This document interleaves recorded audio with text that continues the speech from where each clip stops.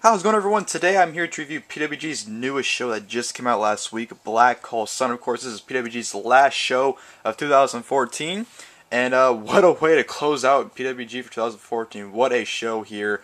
I'd definitely go out and say this is PWG's show of 2014. This is an awesome show. Excellent stuff here. Highly recommend it. Before I even get started in the review, I'm already recommending it, so you know it's good.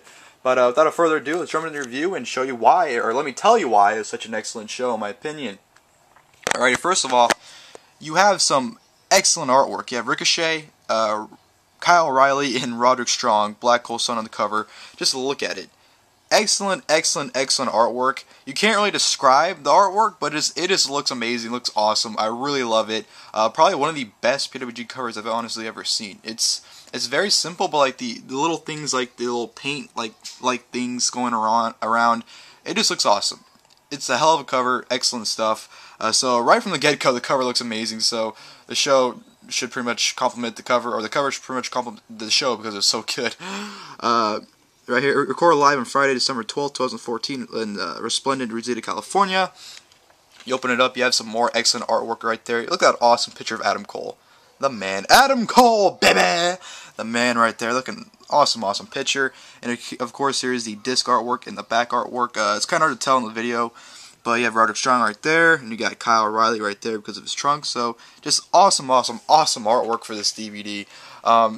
Black Hole Sun on the spine right there, a picture of Adam Cole, so you know it looks like we put it on your shelf. Here's the back, of course, with all the pictures. Pretty much a little preview of things to come in the show when you watch it. So just great stuff there. Of course, at the description, Pro Wrestling Guerrilla closed out 2014 in Reseda, California with Black Hole Sun on Friday, December 12th.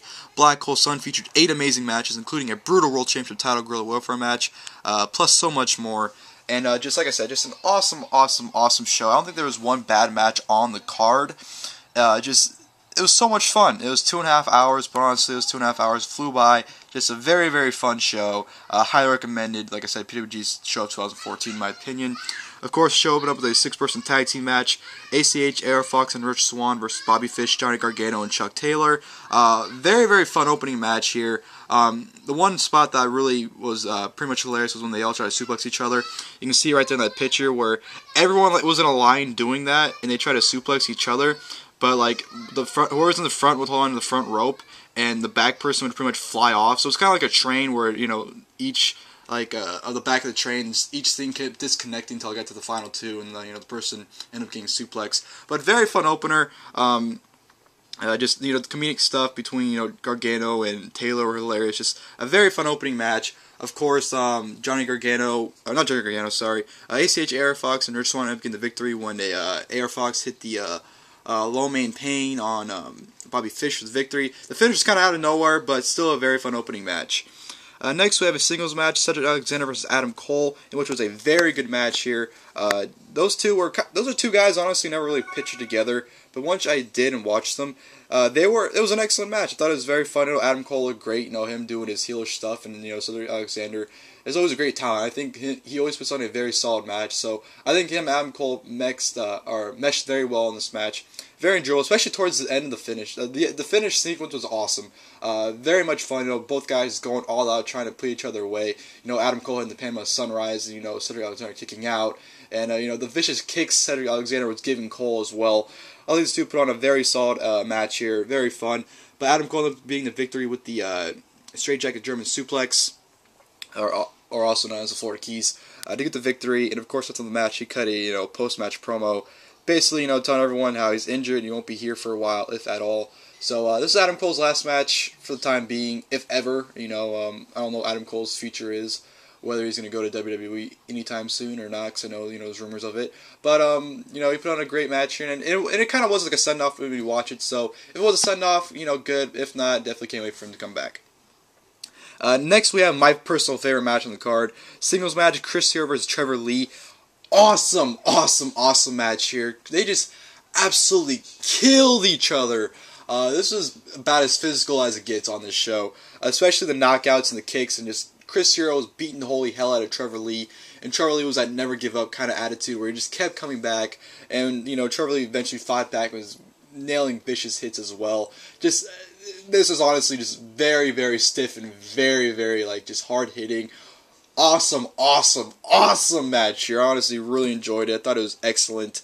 Trevor Lee kind of fucked up the finish. He tried to do a finish where he tried to do like not a hurricanrana, but like a spinning DDT off the ropes. But as he went down the ropes to jump off it, he kind of slipped and kind of screwed it up. But he ended up winning with the small package, which is kind of a signature thing. He kind of wins all his matches with small packages. So that was I thought a fitting finish to an awesome match. I absolutely loved this match. I wouldn't say it's the best match, but it was my favorite match personally.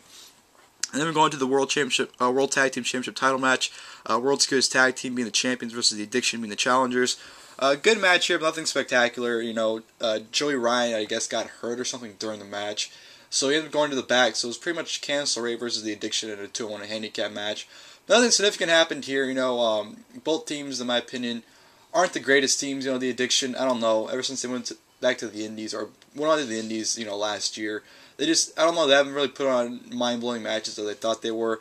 And the World Skills Tag Team, they're great and all, but, I haven't really seen anything great from them, really, besides the Young Bucks match at 11. This is good, Candice LeRae, like I said, chill up on her own. Joey Ryan came out at the end, did a super kick on Christopher Daniels for the victory to retain, but probably the weakest match on the card. Nothing happened there. Next we have a 4-way match. Biff Busick, nice of Kyle O'Reilly to put his boot on his name. Biff Busick versus Brian Cage versus Tommaso Ciampa versus Uhaa Nation, and a very fun 4-way match. Just 4 huge guys beating the holy hell out of each other. Spots going crazy. Everyone's all over the place. Just your typical average fun 4-way match here. Brian Cage definitely was the guy to shine in my opinion in this match. He definitely was the most impressive out of all 4 guys, but it was just definitely awesome match. Uhaa Nation was impressive as well, doing moves that guys his size shouldn't be doing. Him and Brian Cage definitely were the stars. But don't get me wrong, Ciampa and Busick were great as well, but definitely Nation and Cage were the stars. And Cage ended up getting the victory with the Discus Lariat on the Biff Busick to win the match in a very fun 4-way. We have a tag team match, Chris Sabin and Matt Sydal versus the Young Bucks in your typical awesome Young Bucks match. At first started a little slow, wasn't really picking up, but it definitely ended up picking up. Super kicks going everywhere, just a very, very fun tag team match. Sabin and Sydal were definitely a great tag team. They were kind of slow, they weren't really, hitting their moves right. They weren't really on par in the beginning, which kind of goes with, like I said, the match being a little slow, but definitely things picked up. The crowd got into it way more, and ended up being a very fun tag team match. Young Bucks never really disappoint. I don't think I've ever honestly seen a Young Bucks match that I was really pissed off at. I thought was not very good. So, your fun tag team match here. Surprisingly, Sabin and Sydal getting the victory with I like the finisher. It was a combo of a shooting star press followed by a neck breaker by Sabin onto, I believe, Nick Jackson for the 1-2-3 victory. Finisher's kind of nowhere as well, like the opening match, but hey, it was a great match, very fun. And I thought both teams looked great, so hopefully we get more from these 4 in the future, and a fun tag team match. And then we go on to which was supposed to be the main event, which was the World Championship title match, Kyle O'Reilly versus Ricochet. Very good match here. I kind of expected a little better, but this match was still very solid. It was very mat-based. They got technical, and which you'd kind of expect from Kyle O'Reilly. Ricochet, I always know he's great, but I think this I haven't really seen him get as technical as he did in this match. But it was good. It was kind of slow paced, but it was like this slow pace but physical. So like the reason why it was slow is because they got really physical. You can tell by the selling towards the end of the match. They're just both exhausted, both throwing everything they got. But very, very good match here.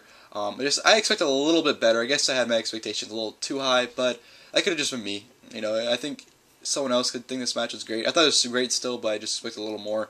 But really enjoyable. Especially towards the ending. The ending sequence was really fun as well. Kyle O'Reilly just countering the, was it a 630 countered or just a shooting star or 450? He countered something. I don't remember the exact move Ricochet hit. It might have been either a 630 or 450. One of the two. He countered into the triangle sleep, or no, he countered into a cross arm breaker, in which Ricochet was in it for a while before he tapped out. And of course he tapped out, so O'Reilly retained. And after the match, of course, Kyle O'Reilly entered his inner Davey Richards and tried to do the typical post-match promo. Long and behold, during the promo, Roderick Strong emerges out of nowhere, attacking Kyle O'Reilly. out of nowhere, Roderick Strong, they didn't say it on the show, but they mentioned on commentary that he was supposed to face Bobby Fish, but Roderick Strong didn't make the show due to a snowstorm or some kind of storm in Florida, and he wasn't able to fly out, which is obviously part of a storyline. Roderick Strong emerges, he basically beats the holy hell out of Kyle O'Reilly, challenges him to a title match. O'Reilly, pretty much gets the upper hand. Roderick Strong, runs to the back. Kyle says, you have your match, but only under Guerrilla Warfare. So therefore, we're going to the World Championship title Guerrilla Warfare match, Kyle O'Reilly versus Roderick Strong, in which was a brutal match here. Very, very brutal. They really just beat the holy hell out of each other. I mean, there was a spot where Roderick Strong put the chairs up in the corner, and he tried to Irish whip Kyle O'Reilly into him. O'Reilly countered it and threw him into it, and it cut Roderick Strong's shoulder badly.